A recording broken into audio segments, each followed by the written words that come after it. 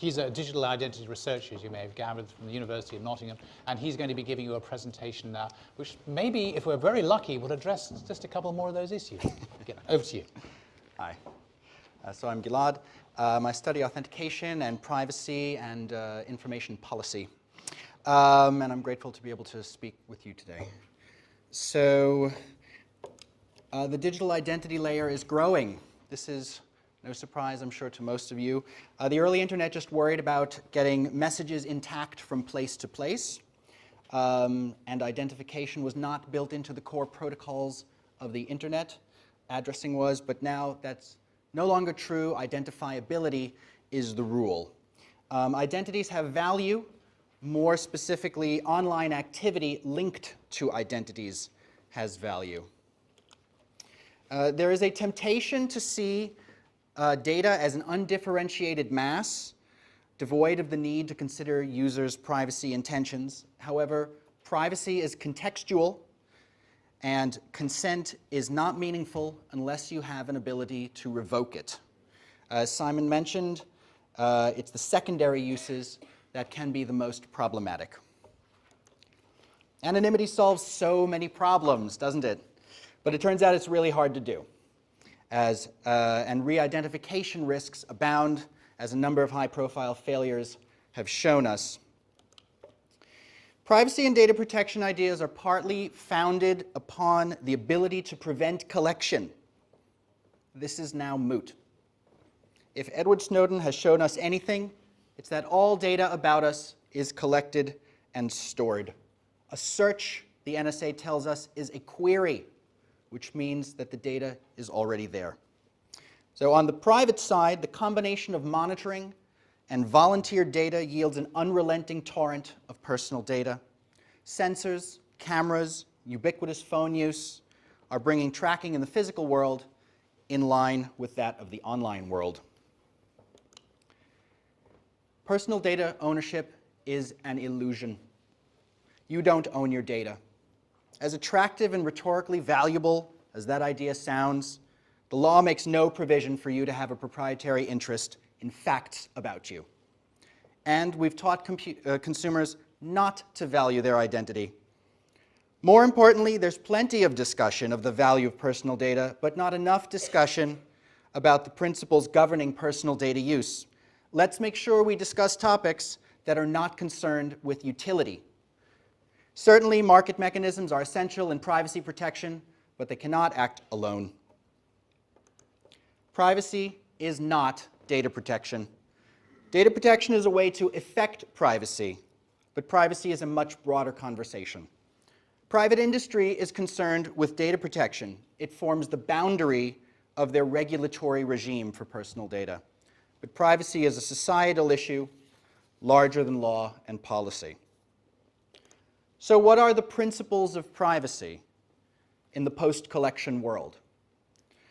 3 principles are of particular importance: transparency, unlinkability, and intervenability. So transparency means an ability to review the methods by which data are collected and used.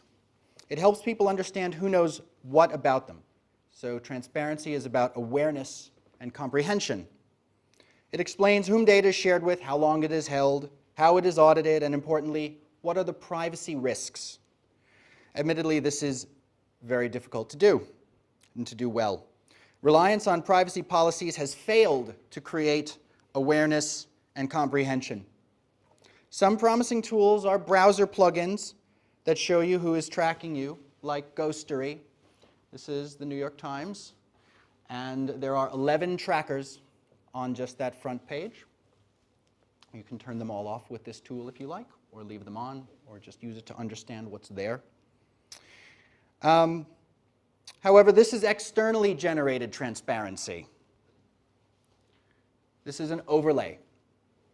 It's critical that organizations employ transparency on their own data stores and uses. It's always fashionable to bash Facebook, but here we can see a good example of exposing what they know. It's a small print on their page, but it's there. And if you download it, it's quite comprehensive. Unlinkability is the separation of informational contexts. It breaks the links of your online activity. Essentially, the principle here is every website doesn't need to know every other website you're going to.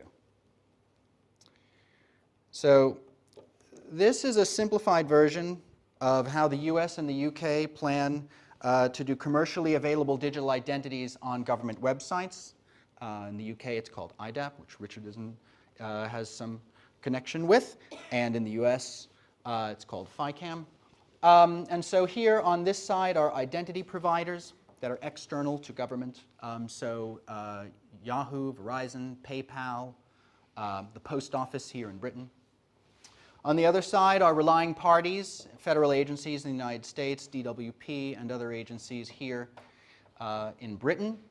And so in the middle is a proxy blind, where essentially an agency says, I need a valid credential, and it goes through the proxy, and it goes to an identity provider that you've signed up with before, and they throw the credential back. But the information is stripped off of it so that the identity provider doesn't know which relying party is asking for the information. Because they don't need to. They just need to present a valid credential. And so the key method of unlinkability is pseudonymization. Intervenability is the right to access, change, correct, block, revoke, consent, and delete. The controversial right to be forgotten is a form of intervenability, a belief that people should have some control over the longevity of their data. These three principles are the foundation of user centricity. This is what user control looks like. This is how you empower users. There's much policy discussion of privacy by design, or more recently, privacy by default. These three principles are a way to operationalize privacy, not in the sense of compliance, but in the sense of a design ethos. Thank you.